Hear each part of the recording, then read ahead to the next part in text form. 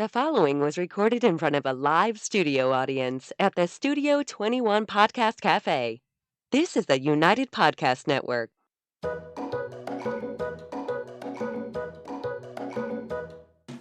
Welcome to the Quirky Dog Podcast, inspired by some of the quirkiest dogs you can ever imagine and the owners who love them. This podcast is brought to you by the quirky couple themselves, Scott and Jess Williams. Their aim is to educate and entertain. Here's Scott and Jess. Welcome, guys, and happy Wednesday. Today we are going to talk about if you should or should not get a puppy and help you hopefully make that decision. But first, we're going to start with the quirky tip of the day. And what is the quirky tip, Jess? My quirky tip of the day is if you are thinking about getting a puppy, be conscientious of what time of year you're going to get the puppy. If you live in a warmer climate like Arizona or something like that, what else gets hot in this country? Texas. You don't maybe want to bring a puppy home midsummer when it's over 100. When you're living in New England or the Midwest, somewhere where it snows, Montana, maybe you don't get a puppy in the middle of the winter. So be very conscientious of if you do want to introduce a puppy into your life, what time of year it is for that puppy. Why don't you tell them how this little podcast got inspired?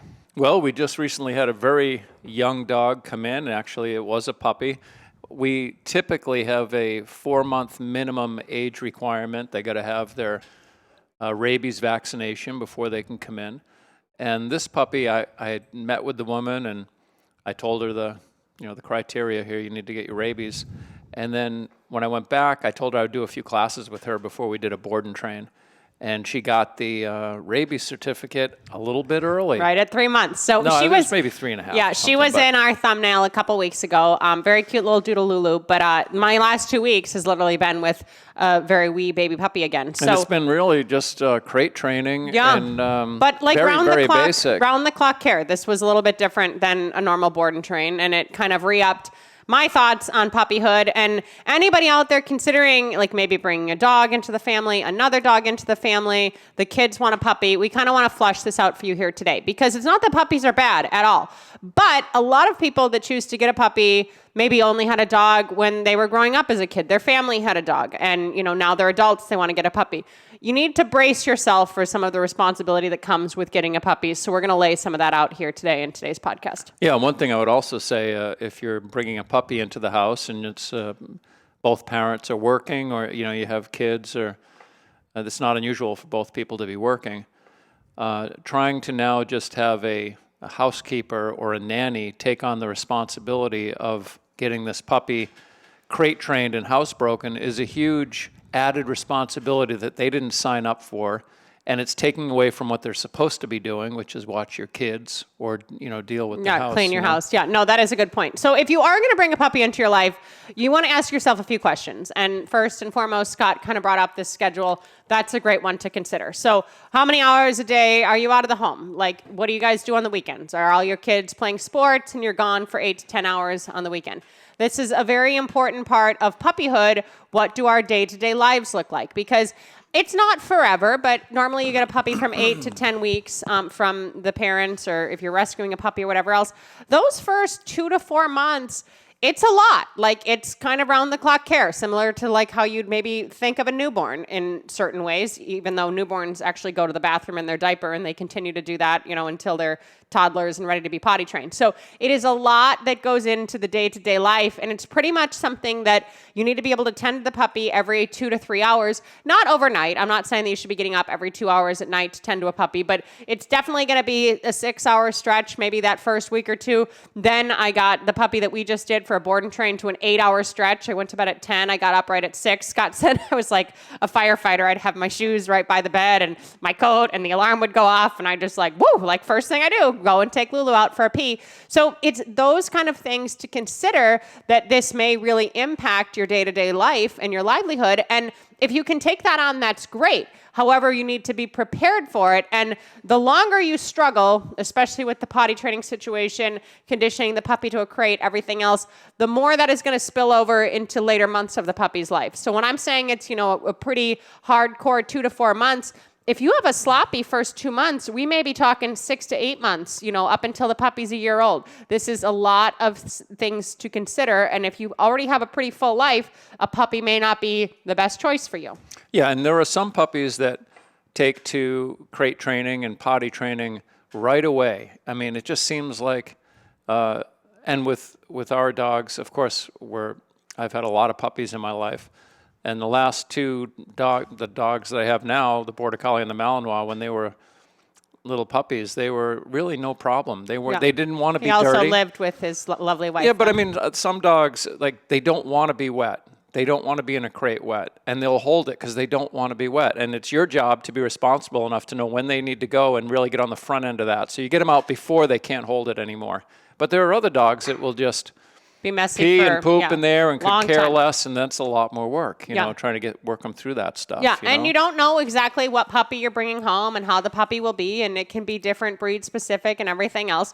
So if you do have the schedule, you have a lot of availability, the kids are going to school now, you're willing to dedicate your life to this puppy, you know, you work from home, you get a lot of flexibility working from home, however that looks, you need to figure out what the best setup is going to be for this puppy. What kind of structure do you have within your home? We would not be creating the puppy in the bedroom you sleep in. We would not be creating the puppy in the room that you're working from home in. We would not be creating the puppy in a real high traffic situation where, you know, you're in the kitchen, the puppy can see. You guys are eating dinner, the puppy can see. So how big is your home? How can you set this up to make the puppy most successful? We highly, highly, highly, highly recommend that if you're going to bring a puppy into your life, you do have a crate that is small enough for the puppy not to want to potty in it. Puppy can eat its meals in the crate and start getting conditioned to the crate right away, because the sooner you rip the Band-Aid off on the crate, the easier it is. Yeah, this puppy that just went home, the woman is living in a second-story apartment in a big complex. So she has to take that puppy out of the crate and just carry this puppy right outside to get the puppy into the grass, because the puppy has a history of peeing on carpet, and it was peeing on pee pads in the bathroom for 2 weeks before we got there. So we needed to set a whole new foundation for this puppy, which was not difficult to do. It was not easy, but it wasn't as difficult as it being in the same house or apartment that had always peed indoors to now you're never peeing indoors again. Yeah, we brought it out of the environment to help fix it. But that's a great example where, you know, the puppy was in a spare bedroom. This was a great setup for her. She's in a spare bedroom. And part of the reason that this particular puppy needs to be carried is because there's full sets of stairs, like Scott was mentioning, being in a second story. And the puppy is just too young to do a full set of stairs. She was doing, 2 or 3 steps at our place, but it's going to be another month or so before she develops and she can get to that point. That's another great thing that Scott brought up. If you do live in an apartment or, one of these high rises or whatever, and you're on the 48th floor, that's something to consider. I'm not saying that you can only entertain the idea of a puppy if you live on the first floor in an apartment, but it is easier if you have a walkout to be able to take the puppy. Do you live in a house with a yard? Do you live in the city where you have to take the puppy for a walk? These are all different things to consider, because where the puppy potties and the quicker the consistency is with the puppy pottying really matters. With this particular puppy, she was very young, so she did not have a lot of history of going to the bathroom outside. She really had no clue about it when we got her, and that's to no one's fault. That was just the way that things were progressing. So when I first got her, I set up a baby X pen, and she just had a small area that she went in. She learned to go in that. And then I opened the X pen. I had her on a leash while she was in the X pen, and then I pottied her near the X pen, and then later on she was going in different grasses and everything else. But when we had her here 2 weeks ago, when she was just learning all of this, I brought her because I didn't want an accident at home. I'm setting the X Pen up outside of Two Guys Smoke Shop. It's on gravel, and she's looking at me like, well, I don't understand. This isn't what I do. She was used to her very specific spot. So they're very contextual in that sense, that if you are going to work your potty training, and we would highly recommend you start your potty training by going outdoors. We don't like pee pads, turf, all of that kind of stuff. They're very contextual with, this is where I go. This is what I do. So is there a certain spot in the city where you go to the same tree, the same little patch of grass every day, a certain part of your yard that you go to? What is your setup for, one, how the puppy lives and exists, but 2, how you're going to get it outdoors to set the puppy up for as much success as possible? Yeah, and if you do have a toy breed and you do live in an apartment complex and you're living in an urban environment, you may go with the turf. Yeah. But it's the same thing. You take this puppy to the turf and you stand there and you make sure, and I would fence it in, make sure the puppy can't get off of that artificial grass setup that they do sell now. to make sure that that's the only place that the dog pees and poops. Yeah. Because these toy breeds, they can't even get down an elevator 5 flights and outside. They got to go. Yeah, the smaller the puppy, the smaller the bladder. Let's consider this also. And that is a good point that Scott brings up. Some people are doing that now, high rises in New York, high rises in Boston. That makes sense. They're fine with the turf. But is that what you want long term also? If that's what you want for your life of your toy breed and you have a good setup and it's sanitary and you like that, that's fine. But whatever you're committing to those first couple months, it's going to be harder to transition the dog later on. So just be very mindful of what you want long term, what you're prepared to deal with, and how much time you have to deal with it, honestly. Because it was a celebration last night. Granted, it was Valentine's Day and I got to spend it with my love, but I didn't have the puppy. I felt like a free woman. It was totally a whole new way to live. Yeah, I tell people it's a lot of work, but it's all, the puppy is an adult in anywhere from a year to 2 years. A year to 18 months. If it's a giant breed, it might be still by this house-breaking stuff, even with a English Mastiff, which I had, that may not be physically mature until 2 years. The house-breaking stuff is all dialed in within 6 to 8 months. If for you're the most doing part. things If properly. you're watching, one thing to watch for is if you have your puppy loose in the living room with you or whatever room you're in, if they start sniffing and then start going to the perimeter of the room and just kind of going around the perimeter, they're looking for a place to pee. And that's just a quick sign, hey, scoop that puppy up quick. They're looking for a place to go. Get it outside. It's one of the for easiest things to see. Anybody can see this if you're paying attention to your puppy. And when the puppy is loose, you should be paying attention to your puppy all the time. Yeah. Because if they're not peeing on something, they're chewing on cords. They're doing something they shouldn't be doing because they're curious little animals and they're just exploring their environment. Yeah, Scott's right. You want to be, it's supervised house time during potty training, but really up until 6 to 8 months of that puppy's life. They're not just ready to have full access to the house. All right, we're going to go to break super quick. When we get back, we're going to talk a little bit more about this topic of getting puppies. Want to keep up with all the latest from the Quirky Dog podcast like me and Murphy here? Then make sure you head on over to the YouTube channel and subscribe. Or if you prefer to listen to the madness, go on over to iTunes or Spotify and follow the Quirky Dog podcast. And hey, while you're there, leave a rating and review and let them know what you think of the show. Until then, keep it quirky. Okay, we're back. So if you are considering getting a puppy and you're dead set on the puppy situation and, you know, my kids want a puppy, my family wants a puppy, I always wanted a puppy, where should you look to get your puppy? And this is something that you do need to consider. All puppies are not created equal. So where would you recommend someone get a puppy in 2023? Well, the first thing I would consider is what type of dog would be compatible with your family. If you have young kids or you're an older, it could be a couple of seniors that want to get a dog that haven't had a dog. Maybe their last dog died last year, 2 years ago, but they just missed the compatibility of having a dog in the house. So you want to find a dog whose energy level is going to be compatible with the energy of the house and the people in the house. So first thing is kind of pick out like what breed would be the most realistic for you to have with your dog. Yeah. So and if you have a breed in mind, then I would seek out a reputable breeder for that type of dog you want. If you're an older couple and you think, I'm not even going to be alive for another 15, I don't want to start with a puppy, I would definitely look at rescues. Yeah. That's where I would go. Yeah. Well, and it's funny when I asked you that question, Scott didn't even consider getting a puppy from a rescue. And I want to touch on this topic slightly. So if you do want a puppy for your life, we would recommend you go to a breeder. One, puppies in rescue normally go a lot quicker than adult dogs, okay? They're easier to get into homes. Everybody loves puppies. They're most likely to be adopted out.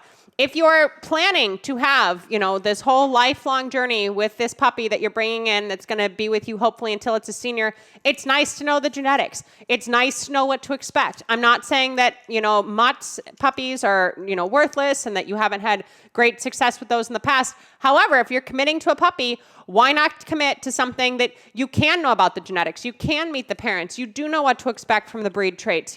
Even these people that are getting these mongrel pets and stuff and embarking them, those tests aren't always necessarily accurate. So it's nice to know what you're starting with as far as genetics, health, temperament, and everything else, and where to look you want a reputable breeder. What does that mean? We don't have to get crazy into that right now, but if you're seeing puppies pop up on Craigslist, you can't sell animals on Facebook, so you're not going to see them on Facebook Marketplace or something. But if you're seeing litters on Craigslist, where else is a place we wouldn't go? Pet Finder. Pet Finder, yeah, if there's... that's kind of going towards the rescue type of situation or something, but someone that ideally you can have access to their house if you want to, even if they live across the country, you could fly there, you could see them, you could meet the parents. Maybe they're able to give you references of other people who own those puppies. Just do not go off of this brilliant website or some Facebook group that says this is the best breeder ever. Let's actually speak to some people. Yes, I got a puppy from this woman 8 years ago. It was great. I got another puppy 2 years ago. Same situation. It was great. It is not on the breeders how great your puppy journey is, but the more you know about where your puppy is coming from and the puppy's genetics, the easier your journey can be. And That's I would what I would say. I would really shy away from puppy brokers. There's a couple of websites out, maybe 2 or 3 now at this point. I don't know the names of any of them, but they are giant networks of breeders. So it could be, for example, puppies.com, and I don't know that that's even a website. But you go on puppies.com and you punch in the breed you want, and then it pulls up all these puppies of exactly what you want, and they have bows in their hair, and they just look friggin' awesome. They're awesome photos. And you pick, I want this puppy. And maybe you do get that particular puppy, but you don't know where the breeder is for that puppy. It could be, so far removed from who you're getting it from. Yes. And it's nice to have a relationship with the actual breeder, because if there's some type of an issue, the breeder wants to know. They don't want to be producing puppies that have some type of a defect, and they certainly would want to trade the puppy out for a healthy puppy if there was any type of a genetic problem there. So any reputable breeder, they want their puppies to be in good homes of responsible people. Yeah, I'm so glad you brought that up. What Scott is referring to, it's basically like a virtual puppy mill at this point. So just be very conscious of that. And this is not to say that if you got your last puppy from a situation like that and it turned out to be the dog of your dreams, we're not trying to put you down. You can place your bets on that situation again, and I hope it goes just as well. We are speaking from experience. We are speaking from what we've seen in the industry the past 10, 20 plus years, and we know what sets people up for success versus what doesn't. So yes, be conscientious of where it's coming from, who you're hearing about the puppy from, and the choices you're making, because it is a big choice. It is a 15 to 18-year commitment often. And we did have a client that got a puppy off of a situation like that. It was interesting because she got a great puppy. Yeah. And I kept saying, where'd you get this puppy from? Who's the breeder? And she said, we got it from their website or wherever. Then they decided to get another puppy.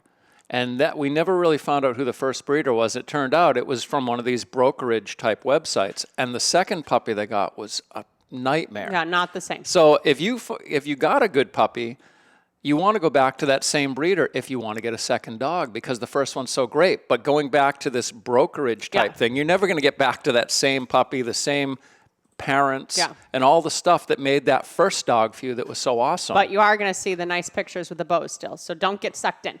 So yeah, this is all very important stuff to think about. If you are going to go the breeder route, a lot of breeders, whether they be sport, performance breeders, even just pet breeders now, are going the contract route. Do not let that scare you away. That is okay. I mean, read through the contract, make sure there's nothing crazy that doesn't make you feel like, oh my gosh, like I'm not getting into this. We had one puppy that we did as a client like 5 years ago. I think I've said it before on the podcast. The breeder in the contract, it was a $25,000 fee if you didn't spay the puppy by 6 months old. Like, that's a little bit crazy to me. No matter how much you want to preserve your genetics, there can be some outliers that'll throw you off. Do not be concerned about a virtual contract being sent something else. I would be a little concerned about being too laissez-faire. If you're talking to this breeder and they're like, yep, great, send the deposit, it'll be here this day, everything's all set. If they're quick to make the transaction, maybe take a pause yourself. The more invested your breeder is in the puppy, in its lines, in the life of the dog, the better. And we've said this in a million episodes, a million different ways, but whatever breeder you're working with, ideally, they take the puppy back. No, anyone that brings a dog into their house, that's not what they're planning to do. They're not planning to rehome their dog. But it might be a question that you say, like, if you've had situations where it doesn't work out before, will you take the puppy back? And if they say, no, that's not what we do, anything else, you might want to go to someone who's a little more thoughtful with where the puppies go and what they want for their life. I want to back up just a little bit about the housebreaking. And I was talking to Jess last night about my childhood dog. And I was about 7 or 8 years old. And my mother decided what breed she wanted. She wanted this Samoyed. He says that. I think it's Samoyed, but whatever. However you pronounce it, it's a white New husky, Englanders are weird. husky-type dog. They're weird. And I can remember the first night we got the puppy home, I wanted the puppy in my bedroom with me. I slept on the floor with this puppy. And when I woke up, it was like a crime scene. There was just poops all around the outline of my body where this puppy just pooped all over my bedroom floor, you know? And we didn't have crates. Nobody I knew used a crate. All my friends had dogs. Nobody used crates unless they had hunting beagles. Like one of my friend's dad had beagles. And just to get them to the woods, they all went into boxes, you know? But the dog got housebroken. And I'm thinking, well, what did we do? Well, the difference was dogs were not in the house all the time. They were out of the house most of the time when I was a kid. This is in the 60s. So, yes, the dog was part of the family, and yes, the dog was in the house, and we took photos with this puppy growing up and everything else. But we had a yard, and actually the dog was loose, even just loose out in the world, and we lived in a more, rural environment.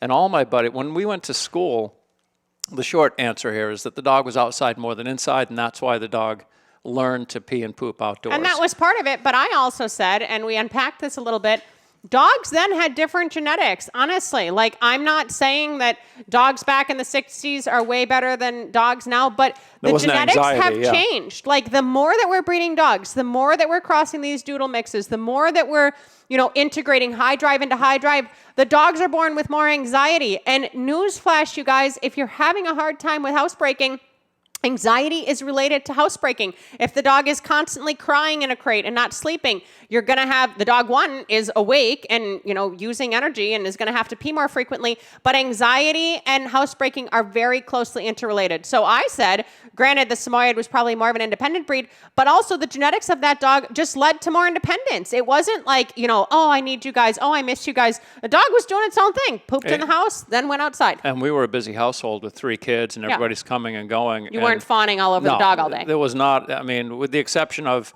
I can remember the dog would wait by the breakfast table every morning for my dad to put his bowl of cereal on the floor so that the puppy could drink the milk out of the cereal bowl. But then it was separate lives. Yeah, that was about as much nurturing the dog got. That is a fundamental difference to how we view dogs now versus how we used to view dogs. They are constantly integrated into our lives. People constantly want to be holding them. They want to be carrying them. They want to be dressing them up. They want to be pushing them in strollers. And it's creating a dog that is maybe less stable than the dogs that were of days back in the day, in the olden days, we'll call it. So that is just a minor point to remember with the potty training and everything else. Are we good with the potty training? Can we move on? I think we can move on okay, at this point. I'm glad we brought up Snowball. Scott likes to talk about Snowball and any time. It just so many of my friends had dogs when we were kids, and nobody crated and nobody trained. No one was a dog trainer. People trained their own dogs to do certain stuff. But there wasn't like the profession of dog training really in the 60s. Nobody could make a living doing that. And society has changed, and that's fine. We're moving with society, but how can we set you guys up in society this day and age? So if you are listening and you think, holy crap, maybe this puppy thing is going to be like more than I bargained for. Maybe with the kids and, my son has a really big lacrosse year next year with a lot of traveling. Maybe a puppy isn't going to fit into that schedule great. It's not that you can't have a dog, but you could go to a breed-specific rescue. You could talk about, dogs that didn't work out in homes before, meet different dogs, maybe get an adult dog of that breed. You could go to the rescue. Be honest with rescue what you want. This is my life. I need a dog that is housebroken. I would like a dog that is comfortable in a crate. I would like a dog that's more independent. I would like a dog that plays fetch. Whatever works for you, be honest about what you want. So if you're sitting here and you're listening or you've sent this podcast to a friend or family member who's considering a puppy, we're not saying that you can't have a dog, but a puppy is different than getting a dog. And yes, they both have huge responsibility, but the puppy responsibility, I'm just coming off of 2 weeks of it, it's greater than having an adult dog that's lived in someone else's house, that now has an adult bladder, has already been spayed or neutered or whatever, has been used to living in a crate. Maybe their owner died, unfortunately, an older owner, something else, and they just need a home. That is fine. Welcome that dog into your house. And if the kids are like, oh, but we need a puppy and the puppy's what we need, everything else, the kids don't really care. They'll be just as excited to have a dog a week to a month after that dog arrives than they would to have a puppy. And the novelty of a puppy wears off with children as well, you guys. You think, oh, I'm going to have the kids feed the puppy. I'm going to have the kids take the puppy out. I'm going to have this, that, and the other thing. I don't think your little 6-year-old, 8-year-old kid is going to be jumping out of bed like a firefighter like I was with the alarm to get the puppy out at first. That is going to be on you. So just be conscientious of how much bandwidth you have, because we're just pulling ourselves in a million directions this day and age, and adding a puppy to the mix is going to cause some chaos and pandemonium for a bit. I'm just going to let you know. It could push you over the edge. That could be. I was close. That could be the straw. Okay, so we got the potty training. We got the situation of what is your setup like? What is your schedule like? What is your family dynamic like? This is a really important thing to consider. Do you already have animals? Do you have cats that could be clawing this little puppy's eye out? Are you planning to have a newborn? Are you pregnant? Like, think of these different things. I'll never forget. There was a vet at Mass Vet. I used to go and just do underwater treadmill with Sink just for conditioning. Dear woman.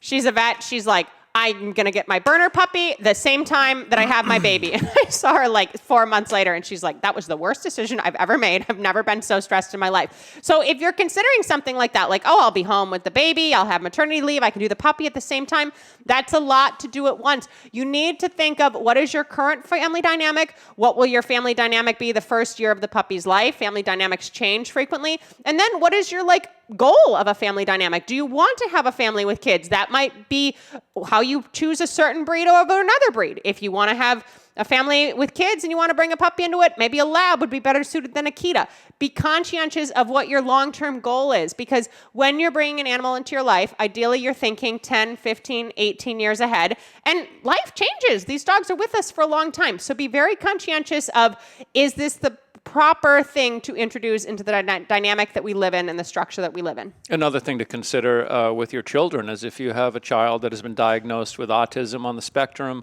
bipolar disorder, any type of an emotional issue that causes the child to be a little bit unpredictable in its behavior, a little bit explosive, temper tantrums, which go along with it. It's not a judgment at all. But you want a puppy, and the puppy is going to become a dog that is more bulletproof to that type of behavior, that's less reactive to a kid that might be having a flare-up in an emotional episode of some kind. And the herder breeds, the more nervous dogs, are going to get freaked, and they're going to start reacting to the kids. So now not only do you have a kid having a problem that you've learned how to deal with, but you have a dog having a problem because the kid's having a problem, and you got now the whole household is getting tense. There's stuff going on. That's a good point. That's a good point. Because I've dealt with this many times. Yeah, you don't want to mirror the energy of the children. If you have very high energy kids, maybe you get a lower energy puppy. If you have kids that kind of tune out and they don't do much, maybe a puppy with more energy and drive will bring that out. So that is a good concept to consider. And it's not that we're saying you should or you shouldn't based on what we say, but it really is something that people so quickly forget. We see this all the time with older couples. They're, the kids have their own kids now. They have grandkids. Their 15-year-old dog died. They think, oh, I want a puppy. When you're in your freaking 70s and you bring a puppy into your life, that's a lot of work. Yes, it's going to keep you young longer, but maybe you want to rescue a year-old dog at that point. Just be conscientious of the choice you're making, because literally it is a lot more work than you realize. And we're only saying this because I just went through it the past 2 weeks. And the good news is that it's all behind you within 18 months. If it goes the way you want. Yeah. The bad news is if you have 18 months of pottying in the house, you're probably going to have a dog who potties in the house forever. So, and I think most people won't even tolerate that. I mean, then the puppy main will just reason go to a shelter. that puppies get rehomed is because of housebreaking. Is one thing I read years ago, because the carpet, now they're at a point where, okay, we're tearing all the carpets up. We're not going to have our new carpets damaged by this dog. Yeah, people aren't going to tolerate it. So consider these things. Talk to professionals. Talk to people in your neighborhood.